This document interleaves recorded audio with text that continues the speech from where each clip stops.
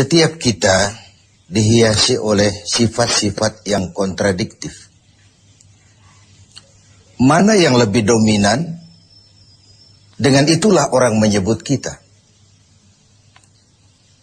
Di dalam pribadi kita, ada sifat sabar, ada sifat marah. Kalau sabar yang lebih dominan, kita disebut penyabar. Kalau marah yang lebih kuat, kita disebut pemarah. Sesabar apapun orang, dia mesti punya sifat pemarah. Sepemarah apapun orang, dia mesti punya sifat sabar. Nah, ibadah puasa mendidik kita agar lebih mendominankan sifat-sifat yang terpuji, sifat-sifat yang mulia. Nah, salah satu dari sifat itu adalah sabar. Sebuah hadis baginda Rasul menyatakan as-siyamu junnatun. Fa idza kana yaumus siyami ahadikum fala yarfus wa la yafsuq wa in sabahu ahadun aw qatalahu falyaqul inni shaim inni shaim. Puasa adalah dinding, benteng.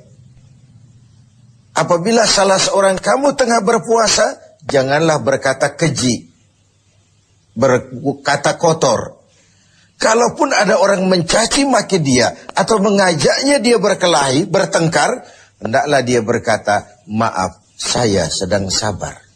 Maaf, saya sedang sabar. Perlu benteng dalam kehidupan ini supaya kita tahu diri.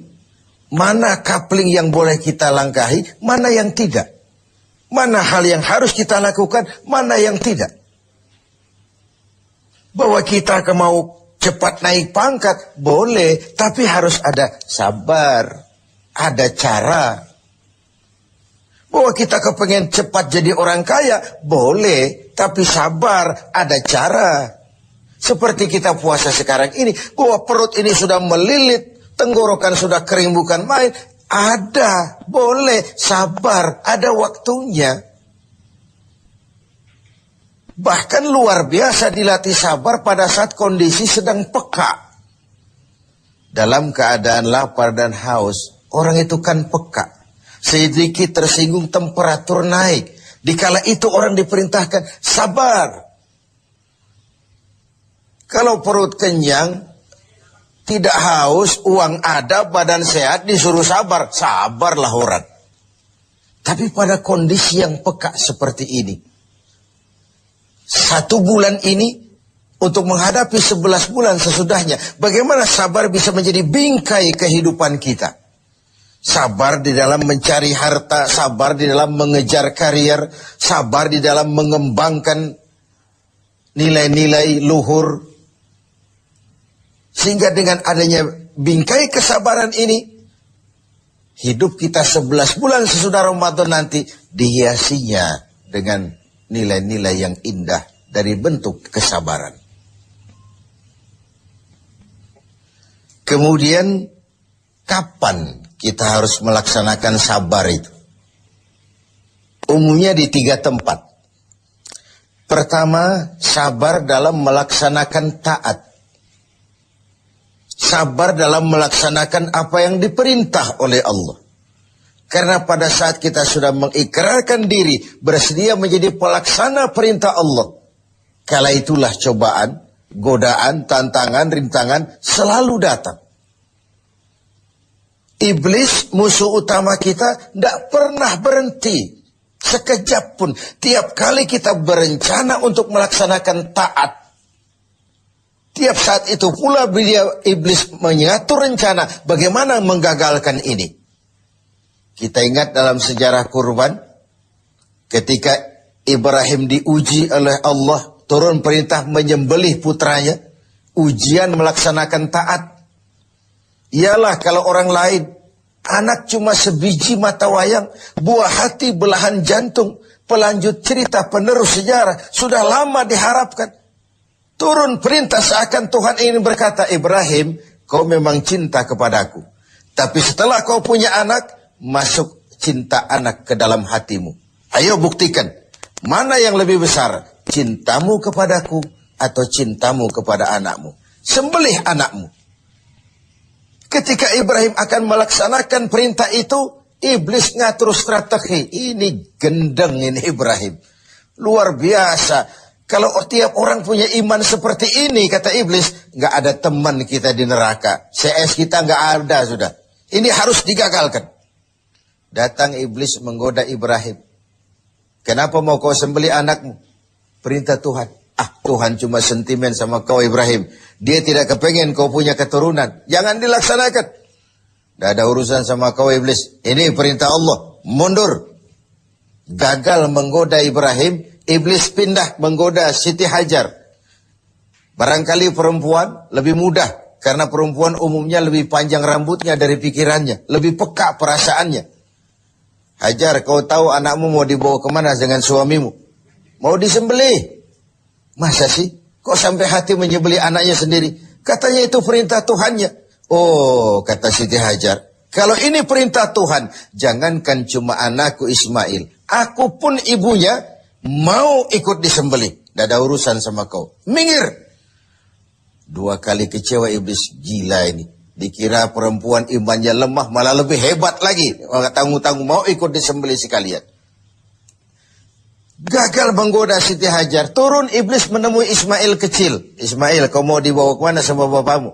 Gak tahu. Kau mau disembelih?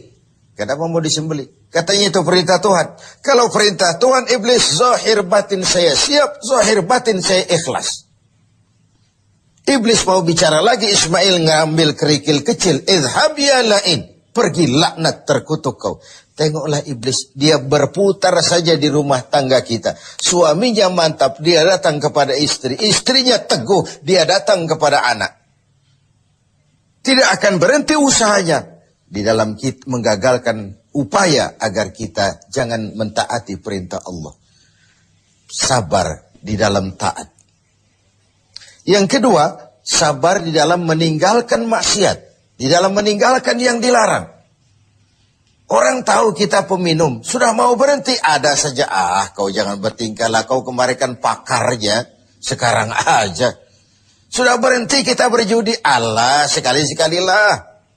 Sekali-sekali gak apalah, banyak saja bujukan, rayuan agar kita kembali kepada penyakit lama. Meninggalkan maksiat, meninggalkan yang dilarang Allah pun perlu kesabaran. Karena bukan main godaannya. Sebagaimana halnya juga dengan puasa ini.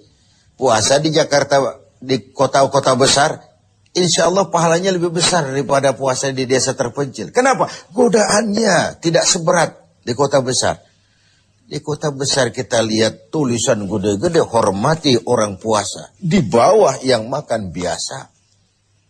Ini sebuah potret, semakin tinggi nilai taat, semakin tinggi keinginan meninggalkan maksiat, semakin berat juga cobaan dan bisikan iblis. Maka semakin diperlukan kesabaran itu.